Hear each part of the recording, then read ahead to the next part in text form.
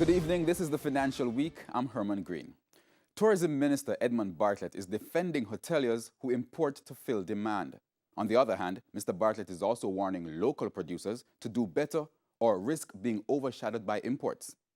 And if we don't, then the supply requirements are going to have to be met from imports.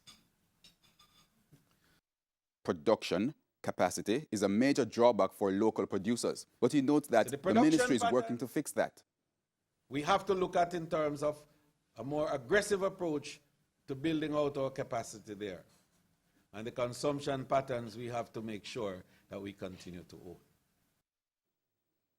In currency trading, the greenback is now selling for $129.03. The Canadian dollar is going for $96.94. The pound closed the day at $159.12, while the euro is being sold for $145.03. Oil prices traded lower today. Oil for delivery in January went down by 26 cents to settle at $52.58 a barrel.